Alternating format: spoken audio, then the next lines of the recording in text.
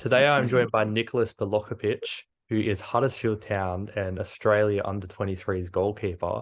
Thank you so much for joining me today, Nicholas. Cheers. Thanks for having me. So first question, just where did your passion and love for football first begin? I think that's a quite simple question, to be honest. Growing up, my dad's side of the family, I was living with my dad's parents, and from a young age, it was just always football, football, football. I mean, my dad and his two brothers played football. My uncle played for the Australian teams coming through the ranks as well. So that was always just embedded into my upbringing. And I love chatting with goalkeepers because most of the time they always have quite an interesting story about how they become a goalkeeper. Like they were a striker and then they just found out they were no good and were stuck in goals, or someone got injured and they got stuck in goals, or they were last picked on the team and got stuck in goals. So how did you end up, between the goalposts? It's a funny story, actually. So it's not like any normal goalkeeper that you'd think, oh yeah, I was just a keeper from the start. Like you said, I did go in goals from something happening at the club that I was at. So when I was at Sydney United in, I'd say under 13, something like that, around there.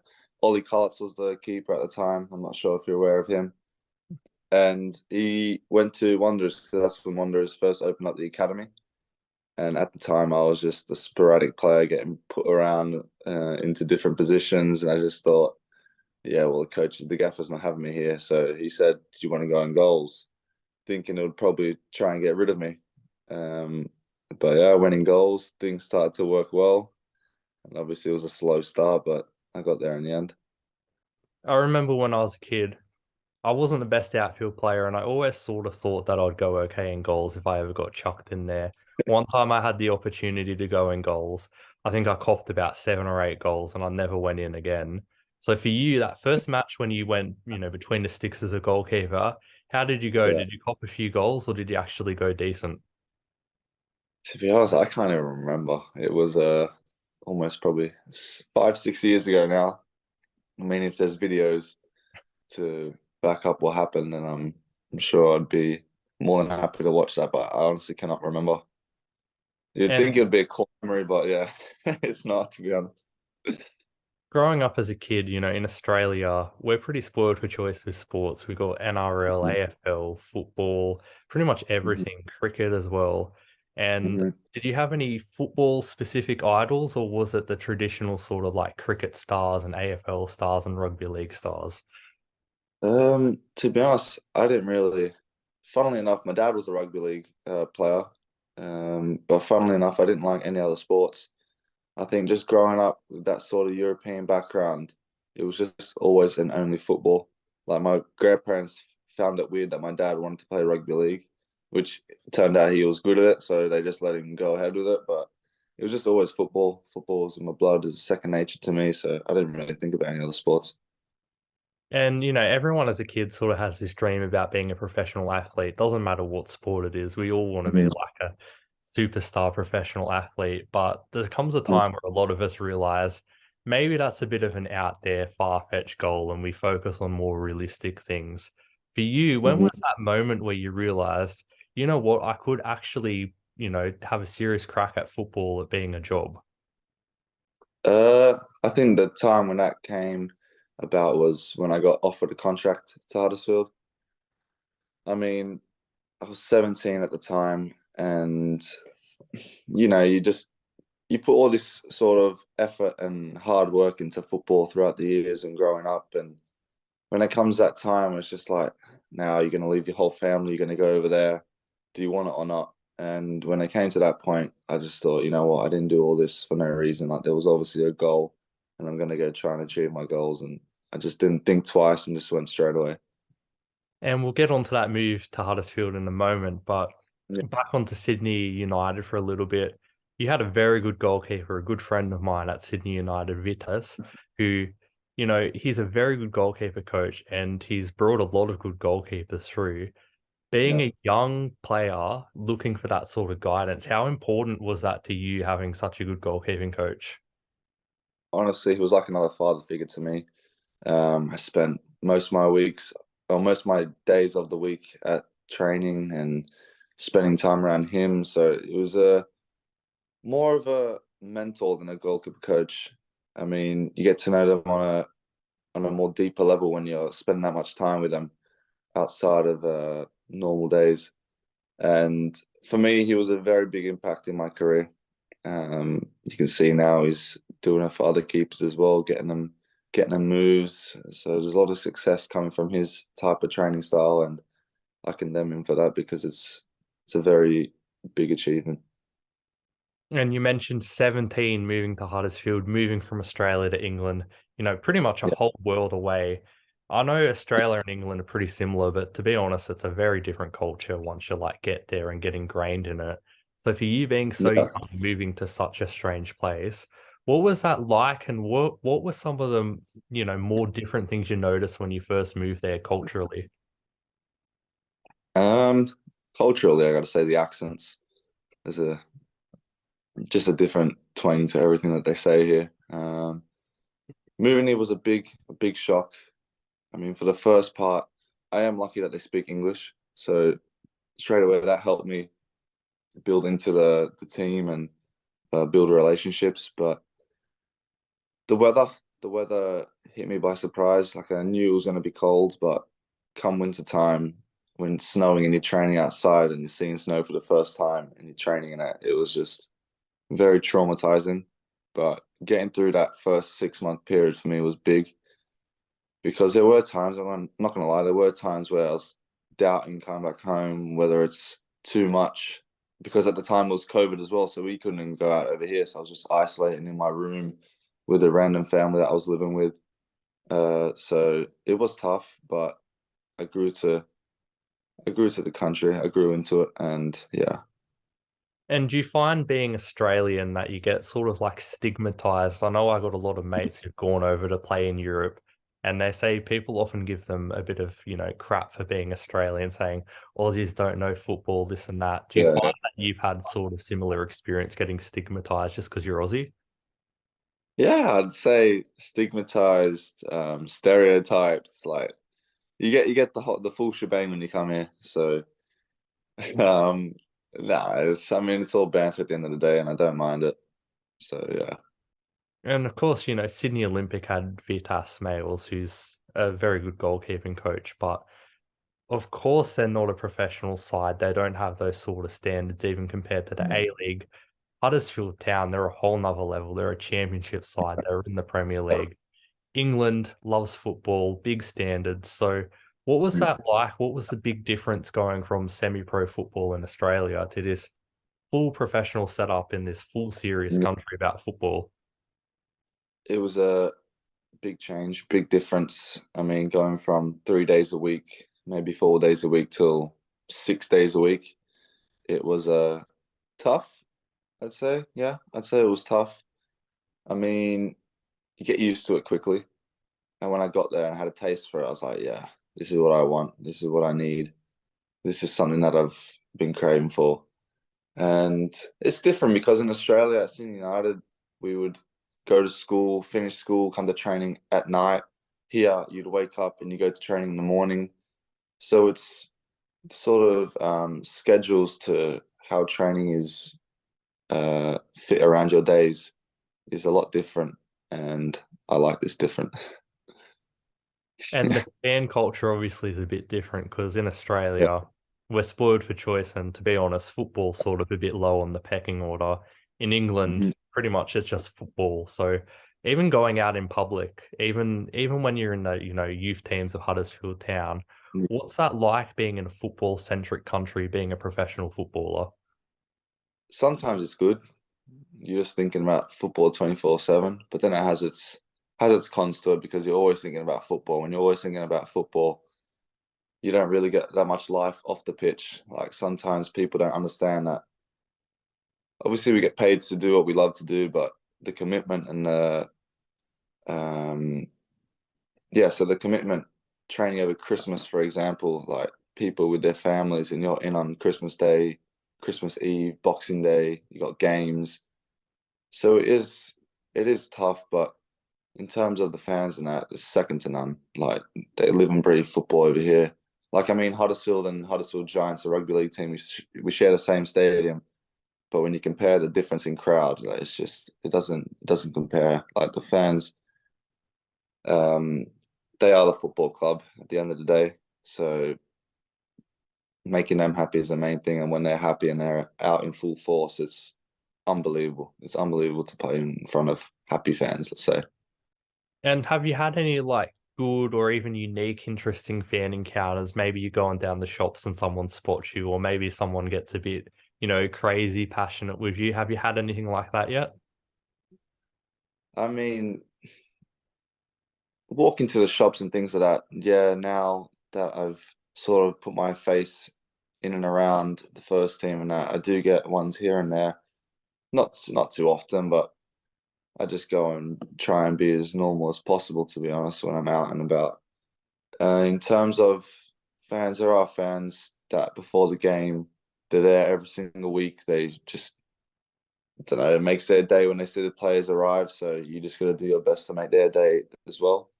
And in terms of crazy fan encounters, I don't think I have one yet, to be honest, but I'd say just after a loss, when they're just giving it to you, you just got to stand there and clap because you know they've paid money to come and watch. So the most you could do, or the least you could do, is to just stand there and clap them, and yeah, appreciate their support.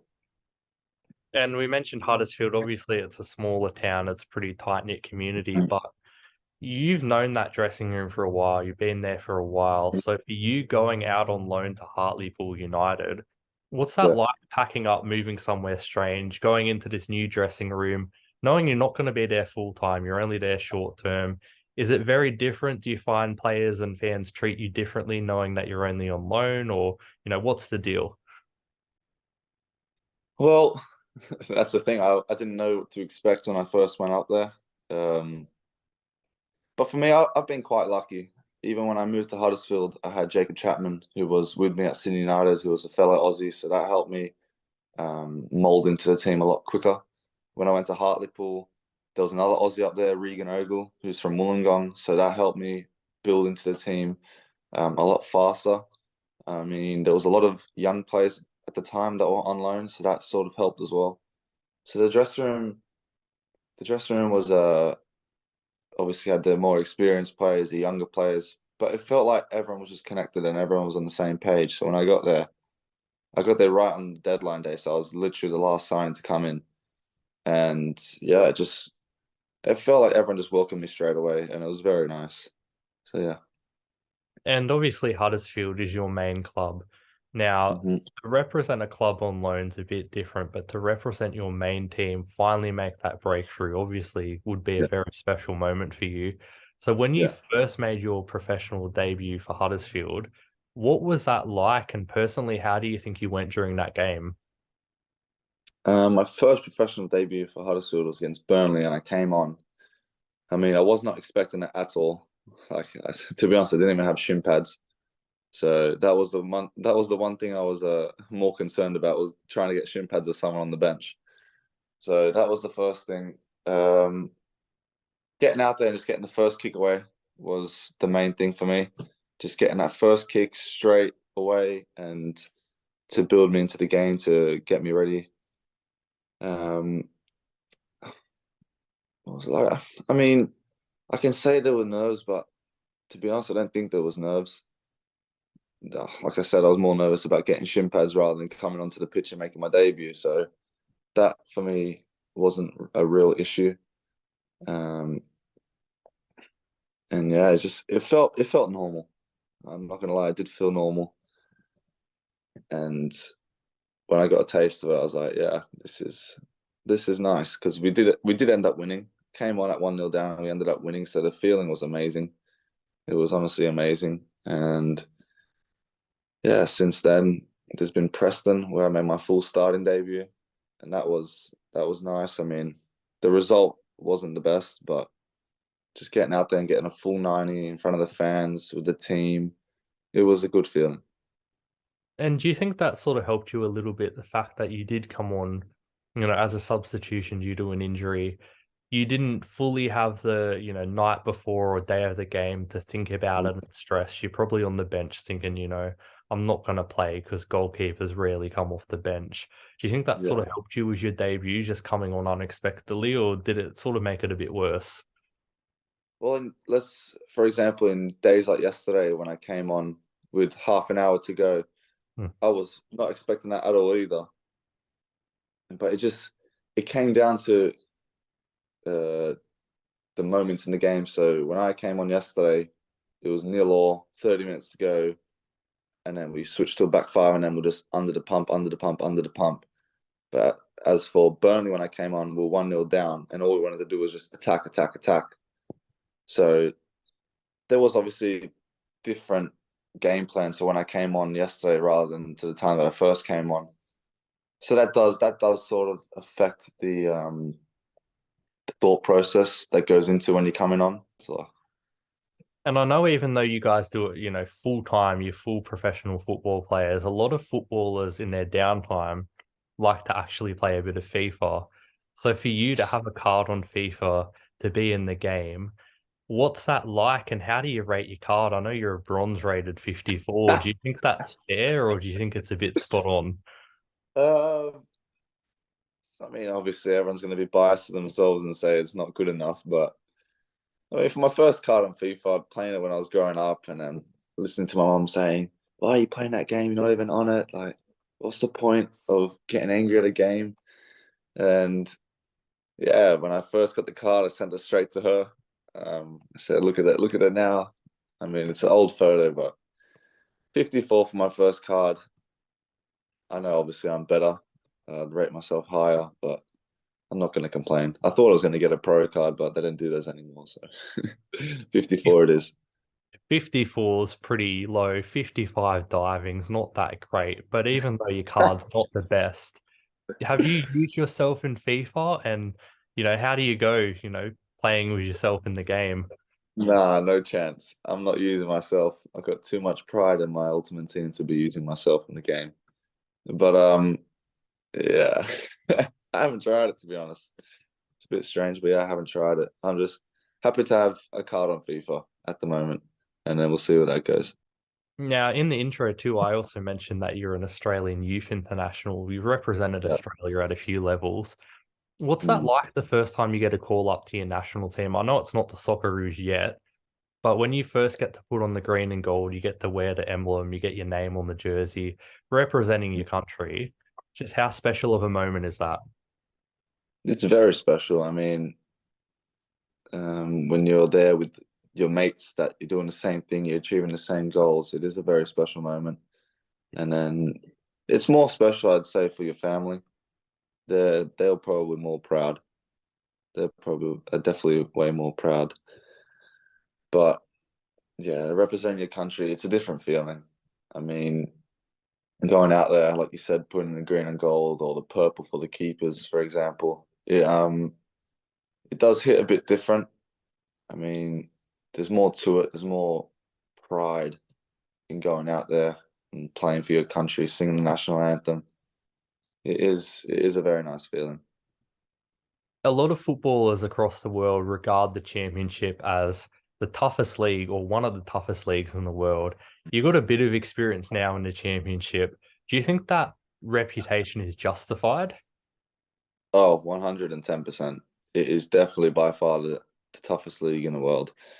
If not, it's definitely in the top six leagues because there are very, very good clubs in the league. And it is, like I said, because it's so hard, I'd say it's definitely the top six.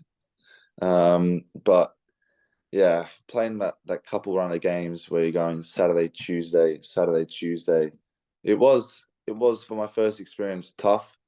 I'd never obviously experienced that before, and going back to back to back, trying to get yourself prepared properly to the way you can make yourself perform at the best level for the next game, whilst training as well, and then having a game in 3 days. It is a big task. It is a big task, and you need to stay switched on and professional about it.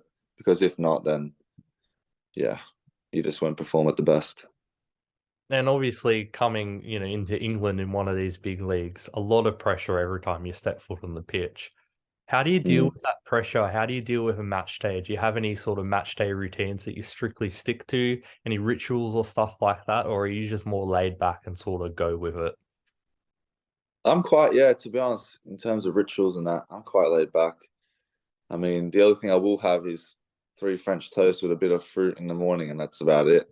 That's just because I like the French toast. It's not because I've got some sort of ritual or yeah. So that's just because I like French toast. I mean, in terms of when I get to the game and go into the dressing room, I really don't have any rituals.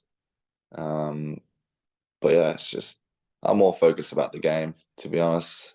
I don't believe in if you do things before the game, it's going to make you play a certain way. I just focus on the 95 minutes that's coming up and me trying to do my best. You sort of had an unexpected, you were unexpectedly thrust into the first team of Huddersfield. A lot of Yeah. responsibility, especially for someone that young. Now, we just had deadline day, and Huddersfield, your team, have brought in two keepers, one very, Mhm. very good keeper. And to be honest, you've been playing really well. So for you, breaking in a young player from the academy, getting your first taste of senior football, and then your side bringing in some very good goalkeepers, how hard is that for you to sort of mentally deal with? And how much is that driving you to sort of get better and wrestle your spot back? To be honest, uh, with 20 something games to go and putting it on such a young lad to try and get them out of the situation that we're in at the moment. I knew for a fact like that someone was coming in. And to be honest, bringing in Thomas was unbelievable because for me that was a top signing with all the experience that he has. He's a good guy, he's a top keeper, and learning off him just helps me develop different sort of skills because learning off Lee Nichols, which I think personally is the best keeper I've ever trained with or seen play live. So for me to learn off these two keepers, even Jordan that's just come in, who's an experienced player at Notts Forest, it does help me develop as well. So I sort of I wouldn't say took it on the chin, but I did take it under my stride. Um, After the games that I had, I did as much as I could, I feel like. And I hope I left a positive impact on the team, on the gaffer, on the fans. So, like I said, yeah, I did as much as I could. These two coming in now, I'm I'm not really looking into the jealousy part. I'm just looking at how can these guys help me develop to become like them and to achieve hopefully more than them. So yeah, I just use it as a step into my career. National team Socceroos is something every footballer aspires to. Have you had any sort of talk with Arnie yet about potential for the Socceroos? I know he's been involved with the Olyroos and the youth team a long time. Has he ever sort of, reached out to you and said that you're in his future plans, or is that like a long way away? To be honest, not really. I haven't heard nothing at the moment. And like I said, I'm still young. I'm just going to keep biding my time. I don't want to get my hopes up. I like to keep my standards quite realistic. Obviously, I've got dreams, but my standards and goals at the moment are quite realistic. So I'm just biding the time. Going to keep doing what I do best. Keep working hard, and if the chance comes, when it does, I'll be ready. I hope to see you in that green and gold or purple, as you mentioned, goalkeepers wear in the future. But 2023 has just started. You've already had a massive 2022. So for you personally, on and off the pitch, what are your goals for the rest of 2023 and what can we expect to see from you for the rest of the year? Don't know. I can't really predict the future and what's going to happen, but uh, I'd like to obviously now that the first team keeper, I'm not sure what's happened to him. I like to see if I can get a few more games under my belt. Hopefully wins. Definitely would like some wins because of the position we're in. Uh, there's probably a few camps coming up for Australian 23s. Um, Make that because there's the Olympics coming up next year. So do my best to get into the team. Uh, and yeah, just be happy. That's the main goal. Be happy. Well, that's a pretty good goal to have, and I hope all of those things come true for you. But thank you so much for joining me this morning for you and tonight for me. It's been an absolute Mhm. pleasure. No worries. I appreciate your time and effort going into this as well. Thank you for watching. This video is sponsored by Arrow Sport. Go to the link in the description, and the friendly team at Arrow Sport will help you create your own football dream jersey. Whether it's starting from scratch or using one of their many templates on their website, creating a jersey with Arrow Sports is easy and prices start from just $50. Go to www.arrowsport.com.au and make your football kit dreams become a reality.